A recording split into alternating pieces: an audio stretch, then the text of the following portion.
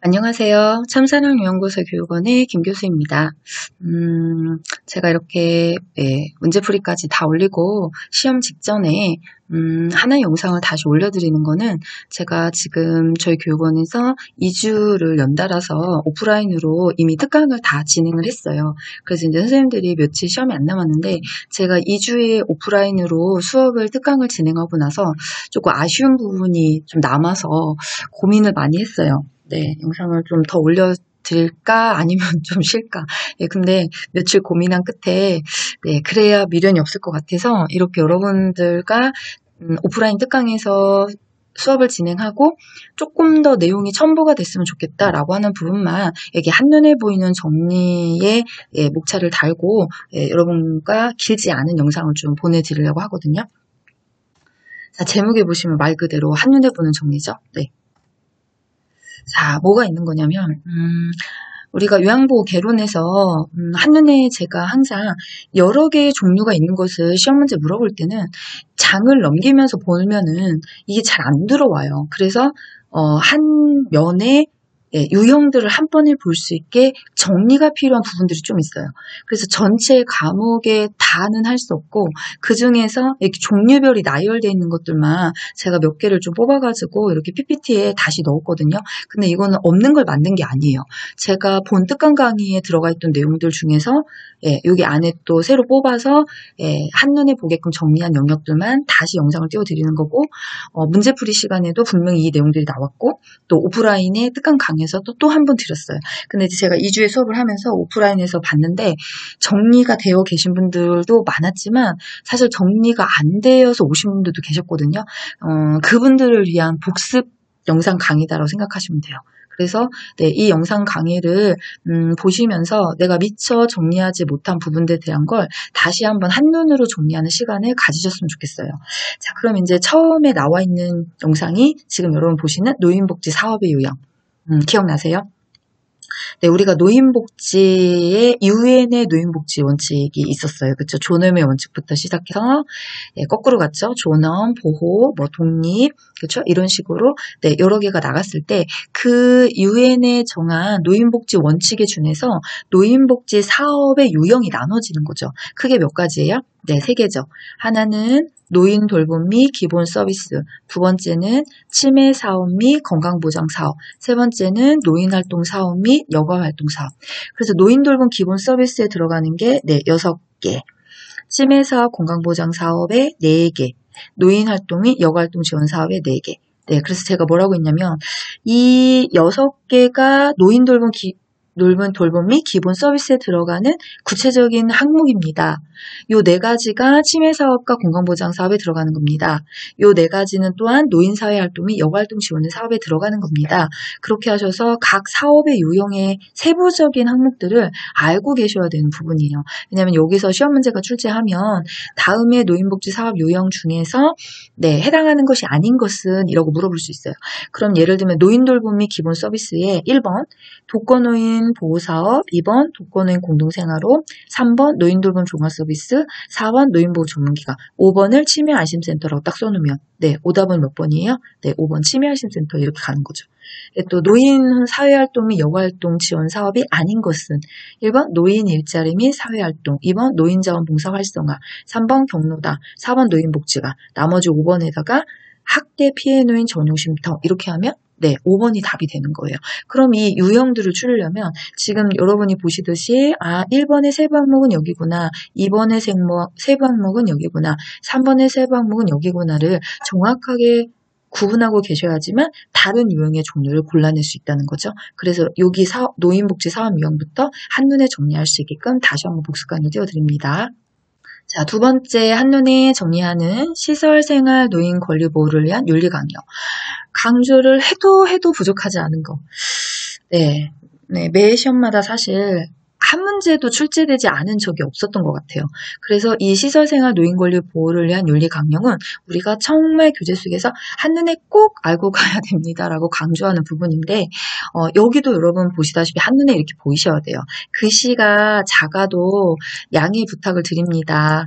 네, 더 크게는 한눈에 정리를 도저히 제가 할 수가 없어요. 그래서 이 PPT 영상을 보시면서 네, 우리 선생님들 나이대가 글씨가 잘 안 보이는 거 분명히 제가 알고는 있는데 제 능력 밖이에요. 이 한눈에 이 더 큰 크기로 분류를 할 수 있는 거.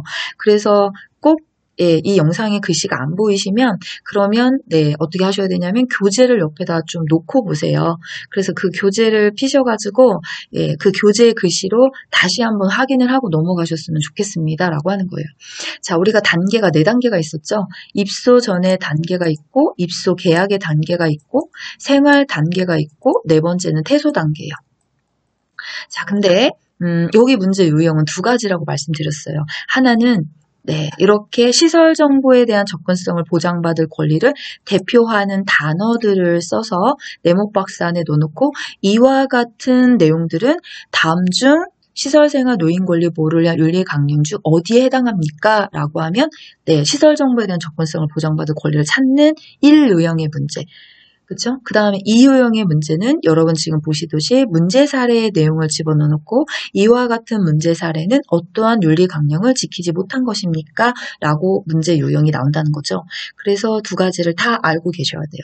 자, 그럼 입소 전 단계가 시설 정보에 대한 접근성을 보장받을 권리. 말 그대로 이 시설이 어떠한 정보를 가지고 있는 건지 나는 접근할 수 있게 해주세요. 뭐를 통해서요? 카페나 블로그나 안내 책자, 홍보 책자 같은 데에 이 시설은 예, 어떤 위치에 있고 네, 저희는 네, 몇 명을 입소가 가능하고 뭐 이런 내용들을 소개하는 거예요. 그렇죠? 그러면 그건 시설 정보에 대한 접근성을 보장받을 권리. 자, 그다음에 이제 이분이 입소 계약 단계로 넘어갑니다. 입소 계약 단계는 2개가 있는 거죠. 첫 번째는 충분한 정보를 제공받을 권리. 네, 어떤 정보겠어요? 계약하러 가셨잖아요. 그러니까 계약과 관련된 정보예요. 입소 절차라든지 규칙과 관련된 내용들 또는 뭐 운영하시면서 본인 부담금이 얼마가 들어갑니다. 이런 내용들을 제공하는 정보. 그래서 여기는 계약 정보라고 생각하시면 돼요. 그럼 계약 정보의 내용들이 네모박스 안에 있다면 충분한 정보를 제공받을 권리가 답이 되겠죠. 그 다음에 입소계약 단계에서 2번째는 스스로 입소를 결정하고 계약할 권리. 중요한 건 스스로.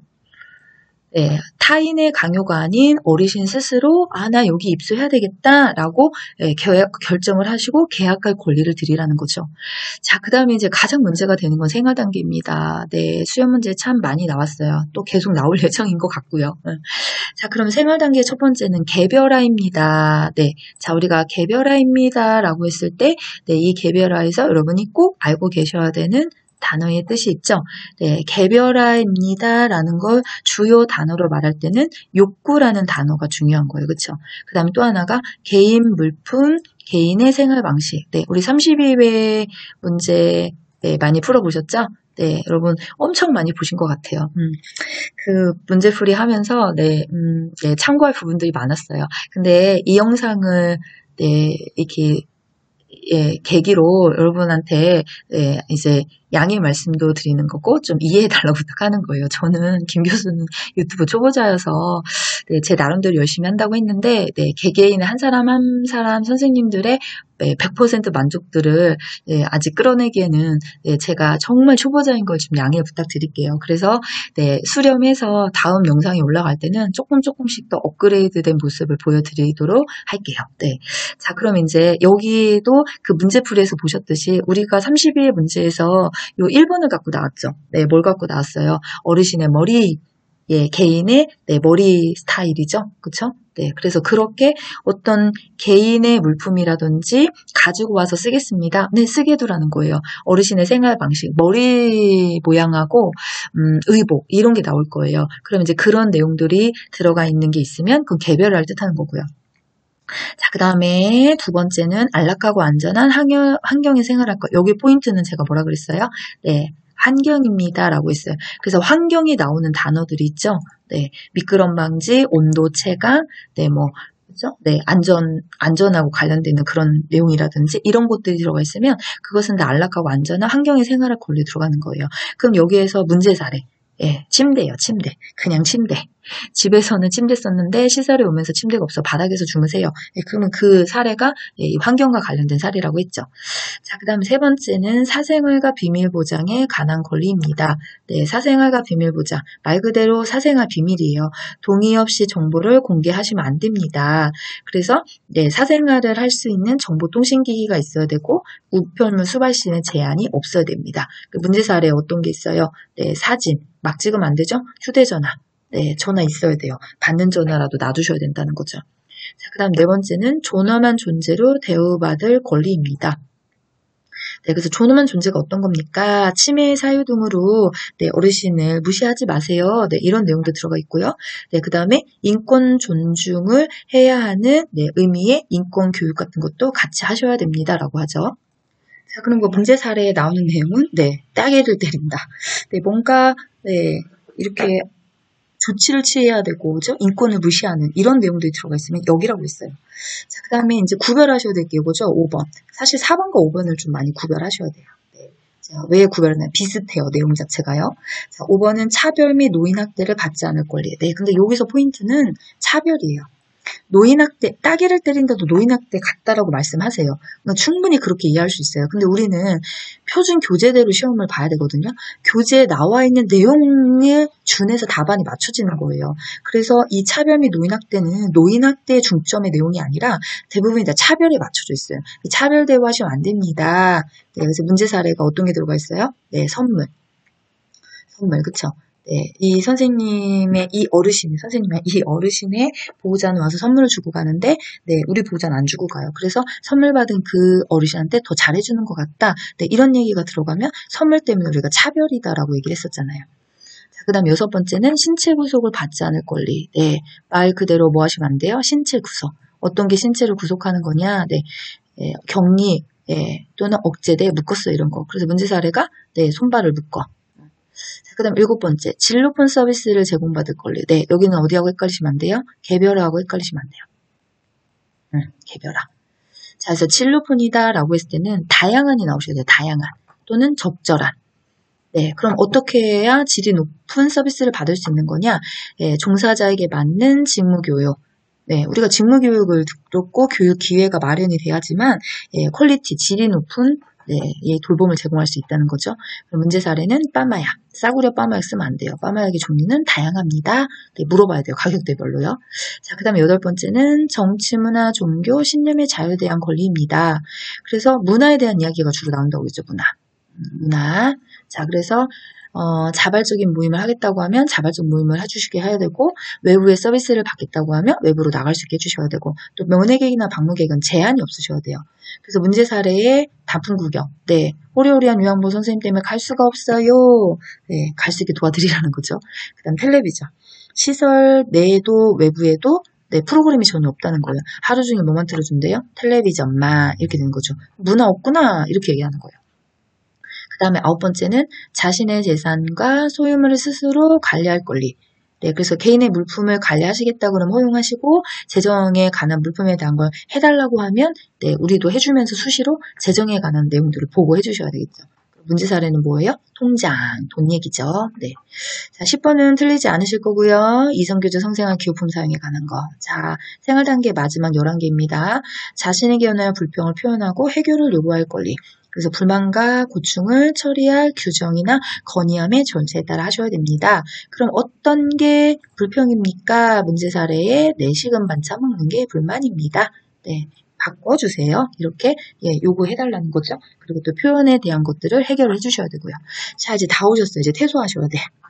네, 퇴소도 들어오실 때도 스스로 입소를 결정하셨으니까 퇴소하실 때도 스스로 퇴소를 결정하세요.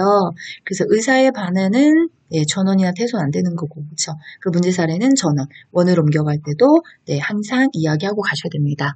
네, 다시 복습이 되셨나 모르겠어요. 네, 꼭 익히고 가세요, 선생님들. 네, 제가 오프라인 하면서 정말 아쉬웠던 부분이에요. 정리를 해가지고 오신 분들은 이렇게 딱딱딱 얘기할 때 답이 나오시는데 아직 정리가 안 되신 분들은 딱딱딱 답이 잘 안 나오셨어요. 그렇다고 본 강의를 찾아서 가시면 좋겠지만 아마 대부분이 못 가셨을 거예요. 그러면 그래서 다시 이렇게 안타까운 마음을 올려드리니까 꼭 정리하셨으면 좋겠습니다. 자, 세 번째는 한눈에 정리하기 꼭 알고 갑시다. 네, 노인장기요양보험 제도입니다. 네, 외워야 될 내용들이 참 많다라고 말씀하시는 부분들인데 맞습니다. 네, 근데 암기를 하셔야지만 사실 이 문제가 쉽게 풀려요. 자, 그래서 이미들 많이 암기하고 계실 거라 생각합니다. 네, 제가 한눈에 다시 얼마만큼 암기가 되셨는지 복습하는 시간의 마인드맵으로 같이 가려고 해요. 자, 그럼 노인장기요양보험 제도는 시계 방향을 돌겠습니다. 첫 번째, 이 노인장기요양보험이니까 사업에 보험자가 있고요. 다른 말로 사업자. 또 보험금을 지급하는 자, 거기는 국민건강보험공단입니다. 자, 그러면 이 보험에 가입되어 있는 분은 국내에 거주하는 국민입니다. 네, 그래서 우리는 다 2008년 7월 1일자로 자동가입자가 되어 계세요. 자, 그렇다고 우리가 이 보험을 다 쓸 수 있는 건 아니죠. 어떨 때 쓸 수 있어요? 나도 장기 요양의 급여를 받을 수 있는 대상자로 선정되는 경우에. 자, 대상자의 선정법은 두 가지가 있습니다. 65세 이상이면서 질환을 가졌고 그 질환으로 거동이 불편하거나 치매 등으로 인지 기능이 저하된 자. 6개월 동안에 뭔가 돌봄을 필요로 하는 분들이죠. 6개월 이상의 돌봄을. 자, 일단 얘는 교집합입니다. 65세 이상도 맞아야 되고 질환도 갖고 계셔야 되고 세 번째 조건도 맞아 들어가셔야 되고. 자, 근데 65세 미만입니다. 이분은 65세 이상과 달라요. 뭐가요? 질환이요. 65세 이상이면 그냥 질환이라고 하지만 65세 미만인 경우는 그냥 질환이 아니죠. 어떤 질환이에요? 그렇죠. 노인성 질환입니다. 네. 그럼 우리가 어떤 걸 노인성 질환이라고 합니까? 크게 세 가지. 하나는 치매, 그쵸? 여기 하나는 치매, 하나는 뇌졸중, 하나는 파킨슨입니다. 근데 요 치매는 크게 알츠하이머와 혈관성 치매로 나눠져요. 그 다음 뇌졸중은 하나는 뇌출혈, 하나는 뇌경색으로 나눠져요. 근데 뇌출혈을 지칭하는 의학 용어들이 있어요. 네, 이제 저는 간호사 출신이고 의료인이니까 이 의학 용어가 쉽게 와닿았지만 네, 우리가 의료인이 아닌 분들은 외우지 않으면 이게 잘 안 들어올 거예요.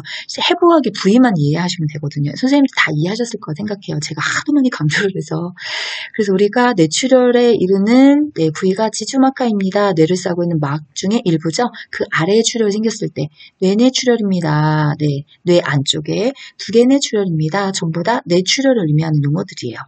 그죠? 그 다음에 하나는 뇌경색. 그 다음 우리가 파킨슨인데 파킨슨의 동의어처럼 쓰는 기저회계 기타 퇴행성 질환도 어디에 들어간다고요? 노인성 질환. 그래서 이런 질환으로 거동이 불편하거나 치매 등으로 인지가 저하돼서 6개월 이상의 장기 돌봄이 필요하신 분들은 대상자 선정이 되셨습니다. 근데 우리가 대상자가 선정이 됐다고 다 등급이 나오는 건 아니에요. 네, 어떻게 하셔야 돼요? 신청을 장기 요양의 대상자로 인정해달라고 하는 신청을 하셔야 되고 신청에 따른 판정 결과가 떨어져야 되는 거죠. 자, 그래서 우리가 제일 먼저 뭐를 하세요? 인정 신청을 합니다. 신청할 수 있는 자와 신청할 수 없는 자가 있어요.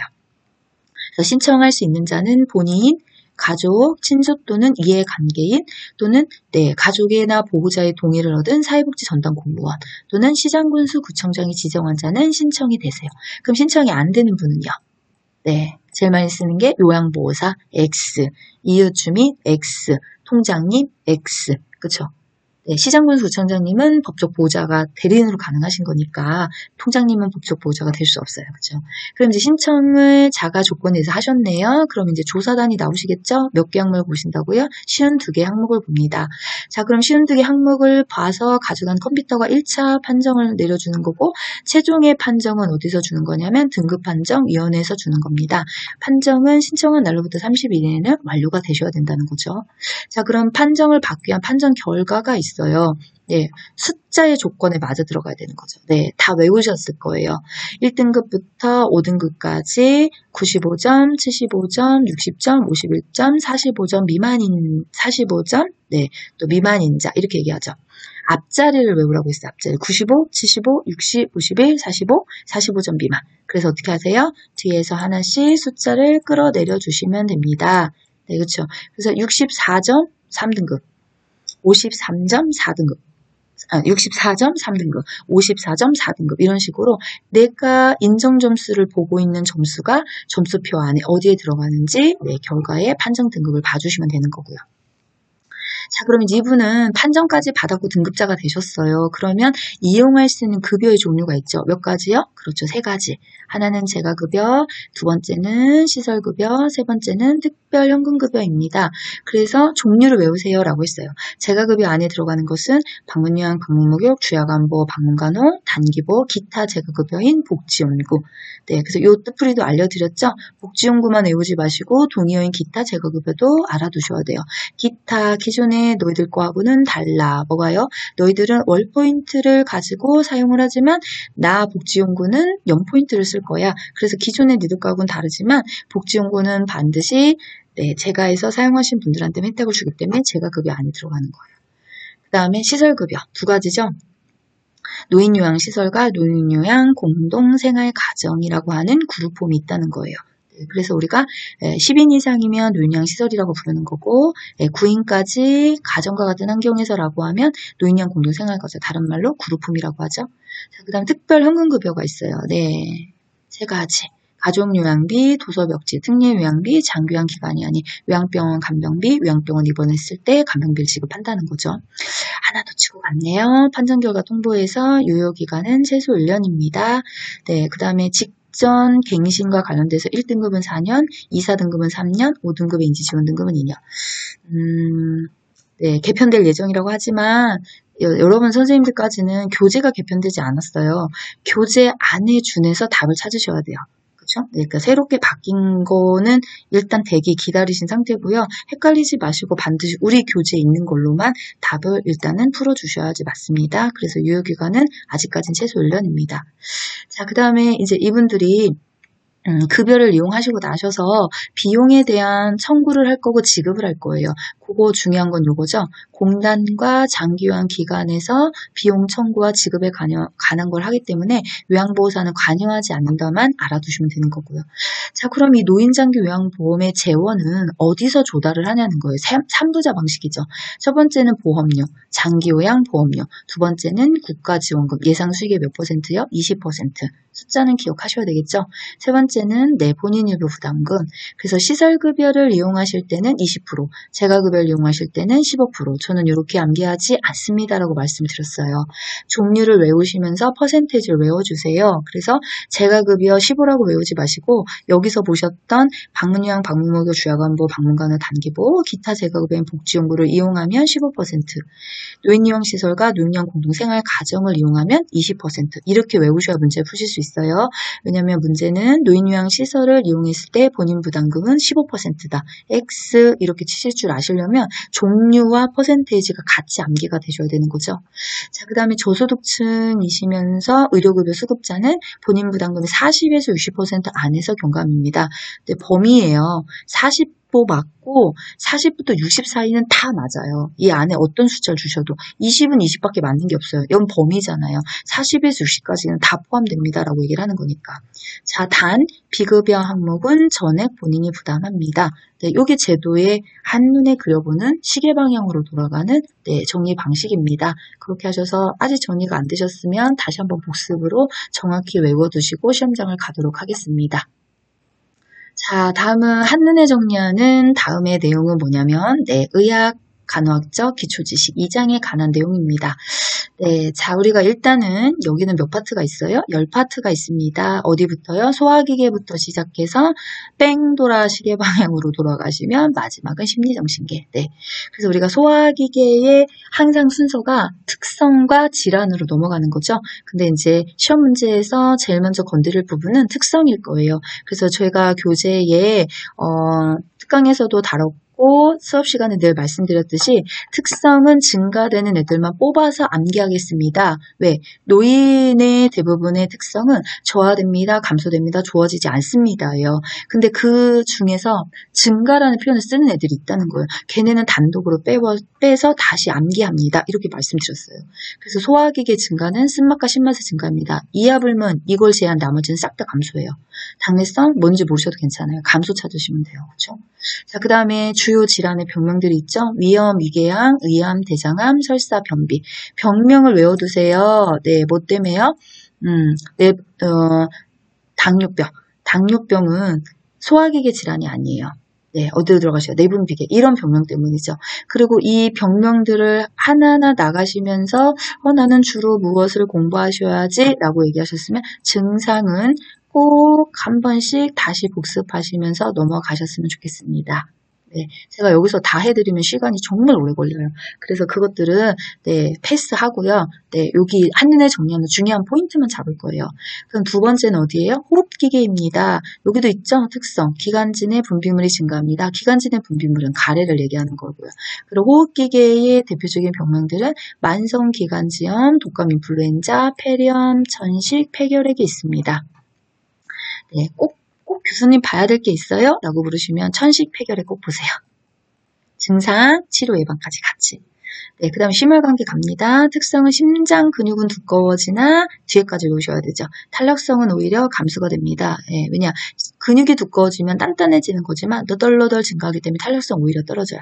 자, 그럼 질환은 고혈압, 동맥경화증, 심부전, 빈혈이 있습니다. 자, 빈혈은 심혈관계에 들어갑니다. 심혈, 심장과 혈관, 혈관에 지나다니는 혈액까지를 이 부분이라고 해당하는 거니까요. 자, 그 다음에 근고액 어깨 특성 있습니다. 증가, 엉덩이, 허리, 어깨, 피하지방이 증가합니다. 골반의 크기가 증가합니다. 대표적인 질환은 퇴행성 관절염, 골다공증, 고관절, 골절이 있습니다. 네. 자, 그 다음 비뇨생식기계 특성입니다. 성적 욕구가 감소되는 것은 아니다. 네, 대표적인 질환은 요실금과 전립선 비대가 있습니다. 증상은 정말 정반대. 요실금 나오지 말라는데 나와요. 전립선 비대증 나오라는데 안 나와요. 네, 이런 내용들 좀 꼭 기억하셔야 되는 부분이죠. 자, 그 다음에 피부기가 있습니다. 증가는 입과 뺨에 털이 증가합니다. 여자는 남자는 다 마찬가지로요. 질환은 욕창, 건조증, 대상포진원, 머리니가 있습니다. 네, 대상포진은 피부계 질환에 들어갑니다. 여기도 교수님 꼭 봐야 될 질환이 있습니까? 욕창과 대상포진은 꼭 한번 읽고 들어가세요. 다시 복습하시겠다면. 자, 그 다음에 예, 신경계 질환입니다. 특성이 있어요. 단기 기억이 감퇴가 되는 거고 장기 기억은 대체로 유지가 됩니다. 대표적인 질환은 치매, 뇌졸중, 파킨슨이 있습니다. 여기 치매에서는 시험 문제 잘 출제되지 않아요. 치매 요양보기술에서 따로 있어서. 그래서 여기서 꼭 봐야 될 질환이 있습니까? 네, 뇌졸중입니다. 뇌졸중의 증상과 정보 증상을 꼭 기억하고 가세요. 혹시 기억하는 하나 테스트할까요? 네. 뭐요? 실어증. 늘 말씀드리죠. 실어증. 실어증은 좌측 내, 우측 내. 하나, 둘, 셋. 네. 어디예요? 좌측 내. 기억나시면 선생님들 공부 정말 열심히 하신 거예요. 대단한 거 다 기억하고 계시니까. 자, 그 다음에 감각기계로 갑니다. 네, 특성입니다. 시력에서 눈부심이 증가해요. 외이도의 가려움이 증가돼요. 네, 질환은 백내장, 녹내장, 노인성 난청. 네. 자, 여기는 백내장과 녹내장 보셔야 되죠? 네, 그러면 뭐 볼까요? 뿌옇게 흐려집니다. 백내장은요, 동공이요. 뿌옇게 흐려집니다. 녹내장은요, 각막이요. 그거 구별하시고요. 자, 그 다음 9번째 질환은 내분비계입니다. 특성은요, 변화가 되지 않는 호르몬이 있어요. 뇌하수체와 부신 호르몬은 변화가 없지만 세 가지는 감소하죠. 당대사, 갑상선 호르몬, 에스트로겐. 얘는 감소. 구별하시고요. 대표적인 질환은 당뇨병입니다. 당뇨병도 증상을 꼭 보세요. 잘 출제가 되는 내용입니다. 자, 그 다음에 심리정신계. 네, 여기는 다 올 증가입니다. 왜 안 써놨냐고요? 여기서 안 내요. 대상자 2회 파트 심리적 특성에서 낼 거예요. 우울증 경향의 증가, 조심성의 증가 이런 것들이요. 그래서 여기 대표적인 질환은 우울증과 선망입니다. 네. 그냥 쭉 훑으면서 병명 이름도 다시 한번 익히시고요.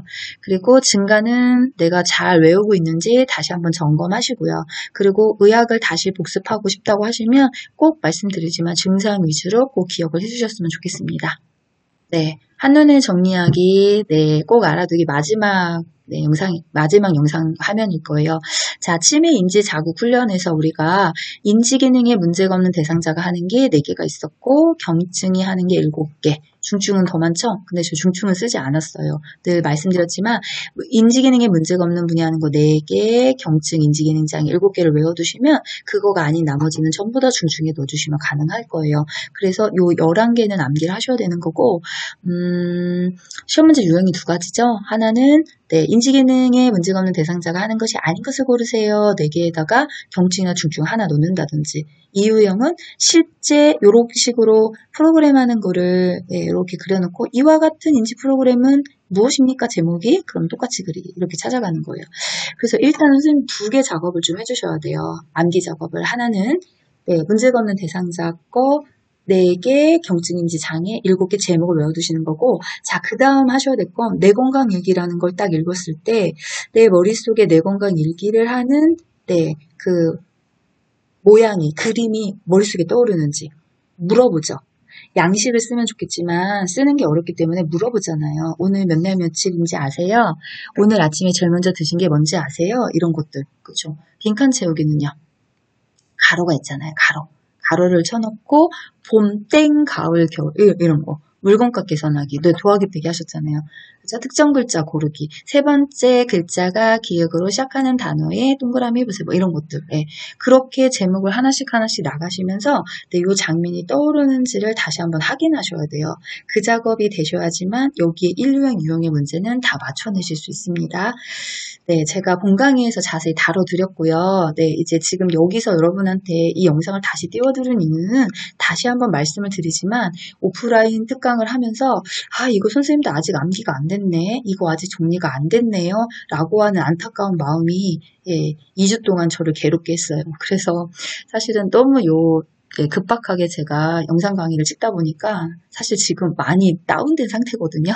그렇지만 이걸 안 하고 넘어가면 요번 30일 선생님 시험 보신 선생님들한테 좀 약간의 미안함이 남을 것 같아서 그래서 여러분한테 다시 한 30분의 시간을 투자해서 이렇게 중요한 내용들은 꼭 알고 가세요라고 화면에 영상을 넣어드렸으니까 다시 한번 마지막까지 정리를 꼭 하셔서 모든 시험에 합격하셨으면 좋겠습니다. 이제 김 교수가 시험 직전에 마지막에 드리는 여러분의 화이팅의 영상이 될 것 같습니다. 여기까지 또 이렇게 영상 봐주시고 공부하냐고 수고 많으셨습니다. 수고하셨습니다.